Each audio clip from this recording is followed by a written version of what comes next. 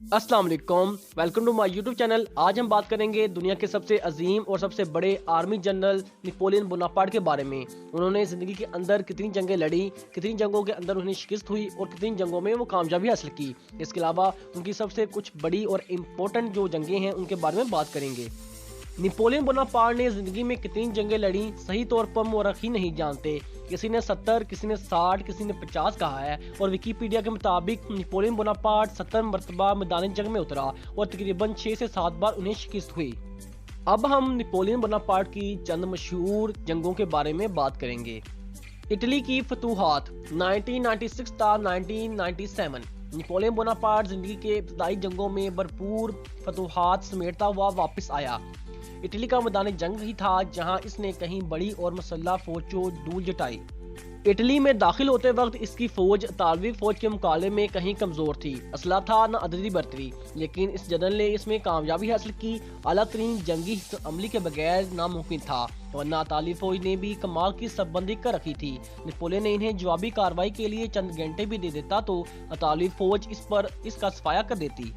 Napoleon बिजली की तेजी से हमला आवर हुआ। पहले हमले में स्टेलियन फौज और सार्डिनी फौज को नाको चने चबवा दिए। एक महीने के अंदर अंदर अप्रैल में इन्हें शिकस्त देता हुआ पेडमोंट से आगे निकल गया। जनवरी 1997 में नेपोलियन ने फतूहात को बरकरार रखते हुए बैटल ऑफ राइवोली में दुश्मन को धूल जटाई। ऑस्ट्रेलिया के 14,000 फौजी मारे गए। नेपोलियन का नुकसान 5,000 था। नेपोलियन का खौफ इस कदर था कि पेशकदमी देखते ही ऑस्ट्रेलिया की फौज बाग खड़ी हुई। इसे वियना में वाक ओवर मिल गया। ट्रीटी ऑफ कैंप फार्मो के जरिए शिमाली इटली भी हासिल कर लिया।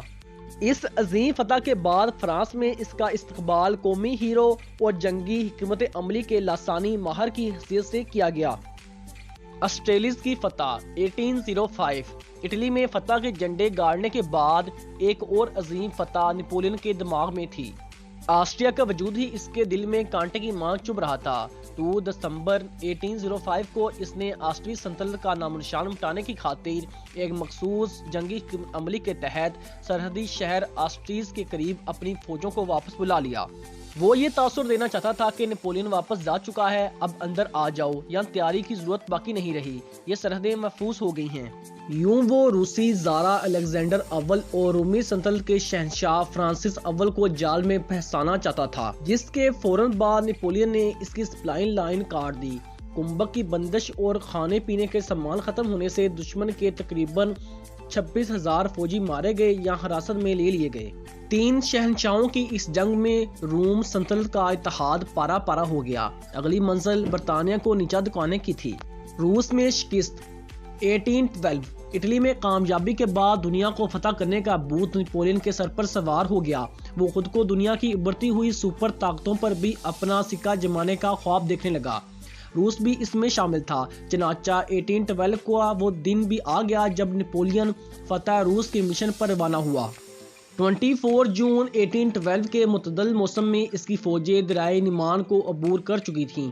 रूस को इटली समझते हुए नेपोलियन ने यही सोच रखा था कि अब तरीक के उराक में इस मुल्क का नामो निशान मिटने वाला है। लोग भूल जाएंगे कि रूस नाम का कोई मुल्क भी हुआ करता था, लेकिन रूस में इसे मुंह की खानी पड़ी। मास्को तक पहुंचने में इसे कोई रुकावट पेश ना आई। नेपोलियन इतनी पसपाई की वजह जानने में नाकाम रहा।